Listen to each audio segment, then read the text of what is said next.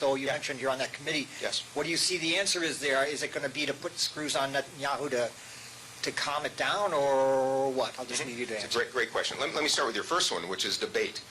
I don't understand how we live in the United States of America, and it is even possible that a front runner for the Republicans and the front runner for Democrats could or even would refuse to debate. It is the first responsibility of American leadership to debate. I just want to make that darn clear, because I'm shocked. I am shocked and dismayed that the President of the United States is saying he will not debate. And I'm shocked and dismayed that the former President of the United States is saying he will not debate. I'll say it again. The current and former President of the United States of America will not debate their competitors in their primaries. It's just wrong, and it's frickin' dangerous, and I'm sick of it. With that said, I'm feeling the same way about the Middle East. I'm a 54-year-old Jewish man who grew up supporting the State of Israel for two reasons. Because there is only one Jewish majority nation in the entire world, and after the Holocaust, after 6 million people who are just of the Jewish faith were killed, by the way, many, many more than that, but 6 million people who just happened to be Jewish were killed. Babies and moms and dads and grandpas and grandparents. It's horrifying. And the only place they thought they could go then is here. And some of them got on boats immediately and they came over to the United States, and you know what happened?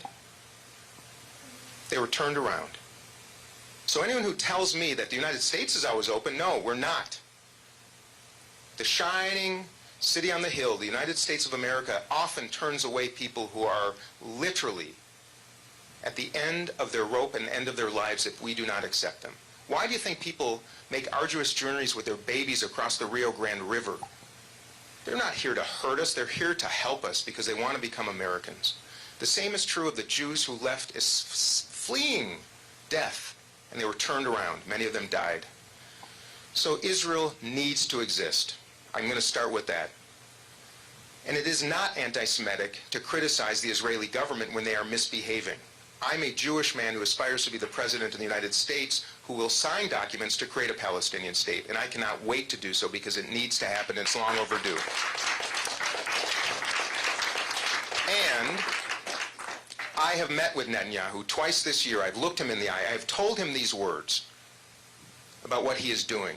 By the way, not just to the state of Israel, but to the Jewish diaspora, including me and my kids and all of you who might be Jewish in this room. And by the way, the same pain being felt by the Muslim community. 3 young boys shot in Burlington, of all places. Come on.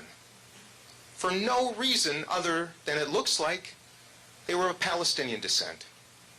You know, I don't know what all you think. I'd like to imagine that you would place humanity above religion and above race and above nationality. So why don't we do it? What is this nonsense? Why is this such a binary world where you have to take one side or the other? Why can't we take the human side? Democrats and Republicans, Palestinians and Israelis, let's take the human side. That's what I have to say, sir. So that's what I'm saying. So now I want to tell you about how we do this. Netanyahu is out of line. His settlement policy is bad. His government is not one that I want to see lead the state of Israel. And by the way, I don't think most Israelis do either. Israel is also the most progressive nation in the Middle East. It's the only democracy. It's where 2 million Muslims live with protections and security. It is where LGBTQ plus community can actually not just survive but thrive, as Richie Torres, my wonderful colleague from New York, will tell you. Hamas is the enemy of Israel. They're the enemy of Palestinians. They do not want to see peace. Iranian proxies, Hamas and Hezbollah, they knew how close the Saudis were to normalizing with Israel. I was part of that. I've been to Riyadh, Jerusalem, to Turkey. We were this close, and they didn't want to see peace because that would be a problem for the Iranian regime. Hamas doesn't want to see peace. Hamas wants to destroy Jews, and Israel, the Palestinian Authority, pays people who would so much as kill a Jew. It's called pay to slay. These are truths. They're corrupt. We need new leadership in the West Bank, and we need new leadership in the West Wing. West Bank and West Wing, because Joe Biden has been doing this for 50 years, since I was a baby. And has anything changed? By the way, I believe in results. You can be a wonderful human being, have a great heart, be empathetic, have a beautiful life story, be in Washington 50 years, but has anything changed? No. Mahmoud Abbas is in his late 80s. Has anything changed? No.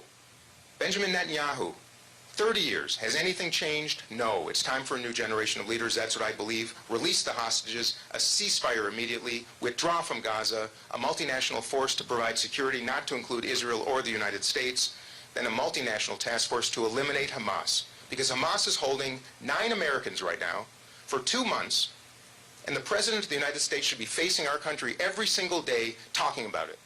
It is the first responsibility of the American President to get our hostages released using every single lever of influence, kinetic, diplomatic, and otherwise, to get it done. That's how I feel, and I'm sick of it, if you can't tell.